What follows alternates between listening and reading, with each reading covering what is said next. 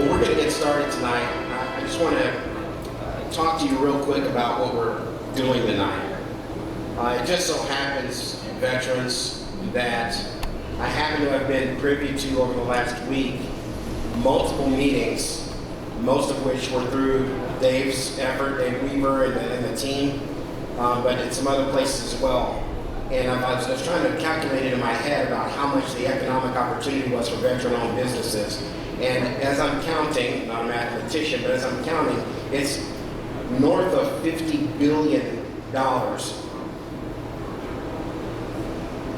North of $50 billion that has been set aside for you in gratitude for your service to our country and in your effort, yes, to build an economy. And so listen, if you don't hear anything else tonight, hear this. The opportunity exists for you as a veteran, as an American, as a business owner, as a worker.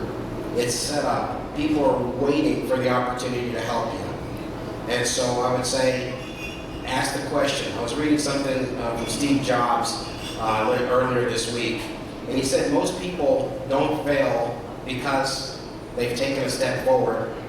Most people fail because they never take a step forward. They dream about it, they think about it, but they never take that step. I was sharing this with someone earlier. Once you take a step in your business or to pursue your business, you all of a sudden put yourself in a very small group of people.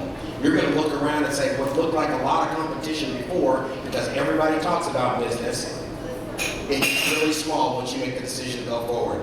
And so the encouragement is to go forward tonight. Okay? Is that a deal? All right, we're going to get the evening going with our first speaker. And our first speaker, I'm going to let him tell a little bit more about who he is and what he does. Does a yeoman's work for the Houston Veterans Chamber, and it's John Cacolice.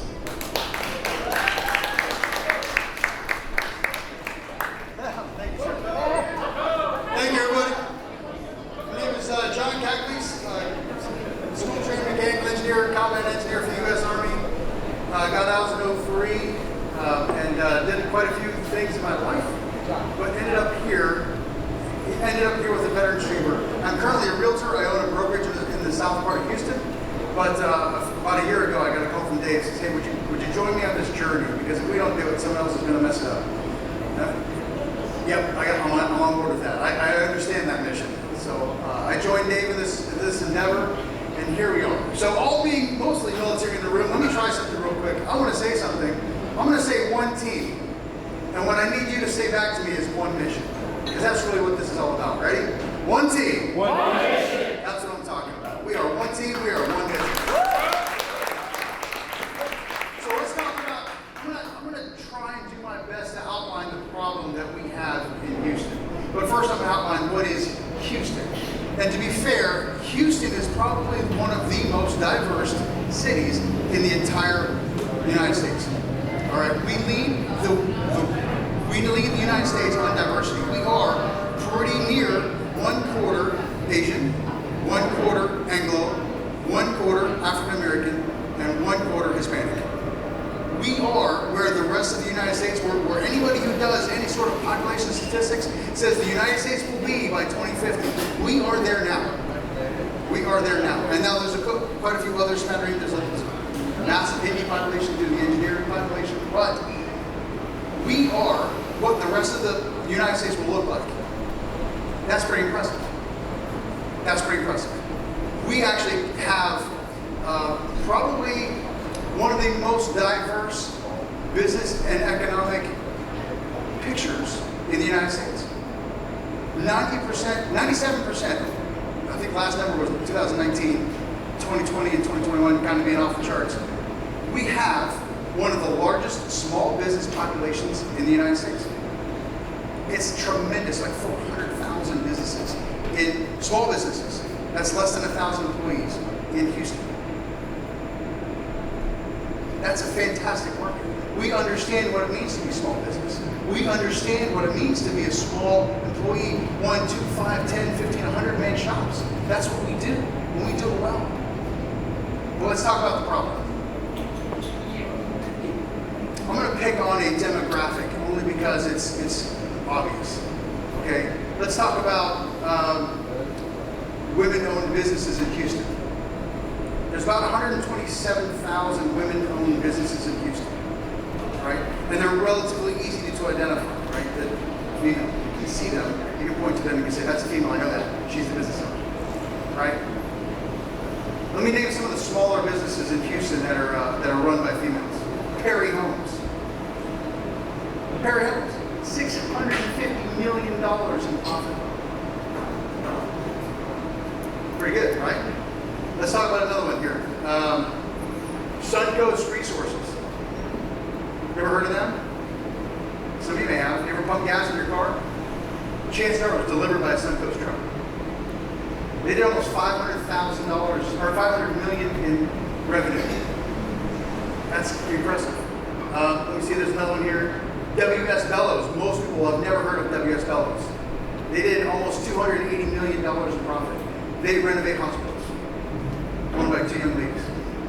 Actually, sisters, I believe. The Bellows sisters. That's fantastic. All right. So that's one demographic. That's one demographic. I can give you that granular data. 127,000 women-owned businesses in Houston. I can give you that granular data all across Houston for Hispanic-owned businesses, for African-American-owned businesses, for Asian businesses, which are, I'm not trying to be racist, but they are mostly in the food service industry, and they're very, very profitable at it. They're very good at what they do. But I have no data. Nobody has any data on veteran-owned businesses. I know for a fact there's 1.75 million veteran-owned businesses in the United States. How many of those in Houston? You know what I get? An Air Force salute. That's it. I know, right? Your time's up, sir. So, but that outlines the problem. Here's what I know. Here's what I know about Houston. We are getting bigger. The Houston metropolis encompasses 10,000 square miles. Wrap your head around that. That's a 100-mile block. 100 miles by 100 miles. 10,000 square miles. That's a lot of footprint. Guess what the footprint is for the Houston Veterans Chamber of Commerce? 100 miles by 100 miles. 10,000 square miles. We go from Conroe to College Station all the way to the coast. Some of our board of directors live in Sargent, Texas. We have some over in Pasadena, Clear Lake. You name it. We've got members up in Conroe already. Fantastic. We will support you where you are at, and we will help you engage your local economy. We will help you engage your local populace. We will help you engage your local chamber of commerce to do better business. That's our charter. That's what we do. Does that make sense? One team. That's what I'm talking about. You guys got it. Man, it's like you've done this before. So let's talk about the veteran-owned business. Here's what we know. Veterans are highly dedicated, right? Highly motivated.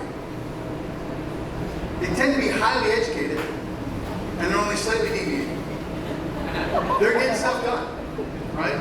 So we're going to take this ball of wax, and veteran-owned businesses that have been identified, they have a higher chance of survival than any other small business out there. Why is it? Why is that? Because we can speak a common language. We know how to outwork a problem. But therein lies the problem. What do? Well, we just throw more weight in the run. We just do more push-ups.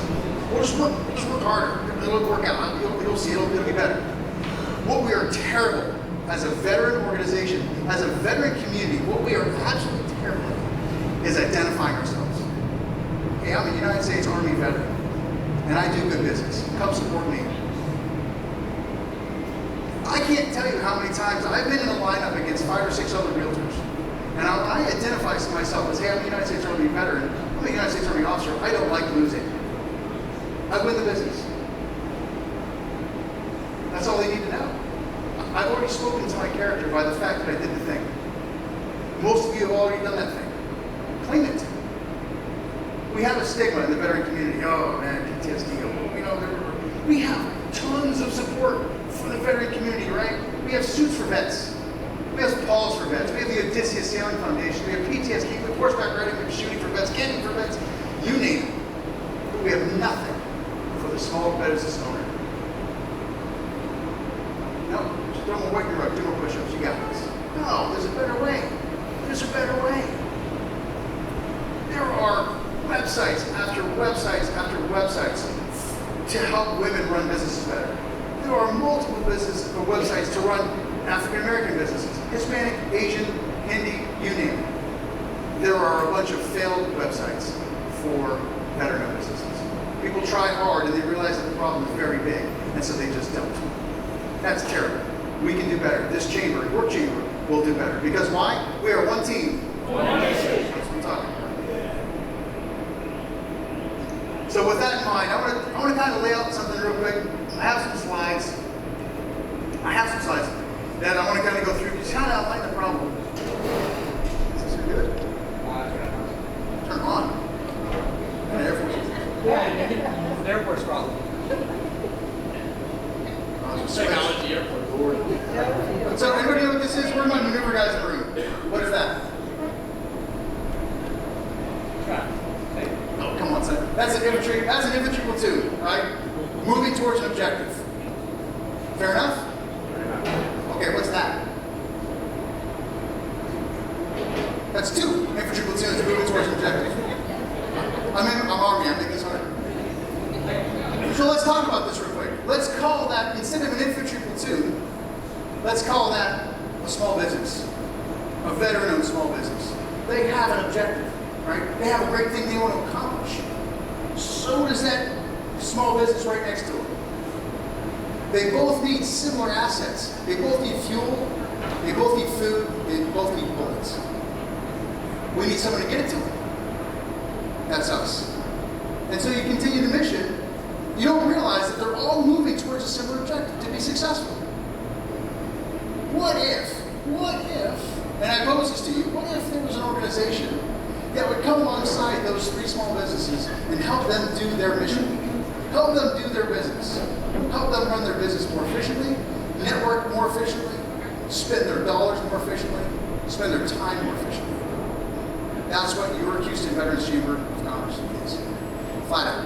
And to be honest, in order to advance your business, I did not come up with this, I'm not that smart. In order to advance your business to the next level, you must connect with the right people who want to see you succeed. Flat out. Make sense? Okay. With that in mind, that's me. I'm done.